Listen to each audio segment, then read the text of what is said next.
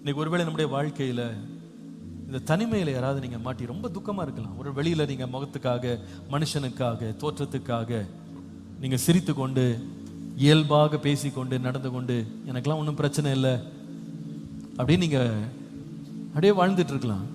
ஆனா நம்முடைய இருதயத்தை பார்க்கிற ஒரு தேவன் ஒருத்தர் இருக்கிறார். உடைந்த உள்ளத்தோடு, நொறுங்கின இருதயத்தோடு, கண்ணீரால நிறைந்த ஒரு வாழ்க்கையில உங்க வாழ்க்கை கடந்து போய் கொண்டிருக்கலாம். ஈசாக்கை போல தன் தாய்க்காக கொண்டிருந்த துக்கம் அப்படின்றது அவன் வாழ்க்கையில பல வருஷம் அவன் இருதயத்தில் ஆழமாக இருந்தது. அவன் குடும்பத்தின் நிலை, வெளியே சொல்ல முடியாத துக்கம், பிரிவு, உடைவு, ஏமாற்றம். அந்த தனிமையில யாருமே அவனுக்கு இல்லைனாலும் ஒவ்வொரு சாயங்காலமும் தேவனோடு நடக்கிற ஒருவனாக தன் நாட்களை கர்த்தரோடு கழித்தான். பிரியமானவர்களே, நம்முடைய தனிமையில எந்த மனுஷன் நம்மை நிரப்ப முடியாது.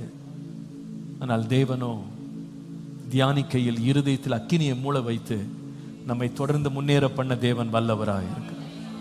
இந்த காலையில் எந்த ஒரு கிரீஃப்ல நீங்க கடந்து போயிட்டு இருக்கலாம். Great grief would have taken over your heart. பெரிய துக்கத்தினால் இருதயம் வெந்து போய் நீங்க வந்திருக்கலாம். அன்னைக்கு தாவீது சொன்னான் அல்லவா, சுற்றி திரும்பி பார்த்தேன், ஒருவரும் இல்லை, எனக்கு பரிதபிக்கிறதுக்கு ஒருவனும் இல்லை, துணை செய்கிறதுக்கு ஒருவரும் இல்லை, விசாரிக்க ஒருவரும் இல்லை. நான் அந்த நேரத்தில் கர்த்தரை நோக்கி கூப்பிட்டேன்.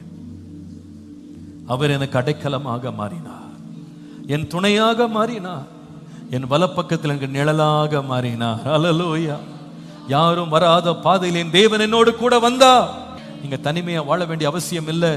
அந்த தனிமையிலேயும் தேவ பிரசன்னம் உங்களை நிரப்ப உண்மை உள்ளது.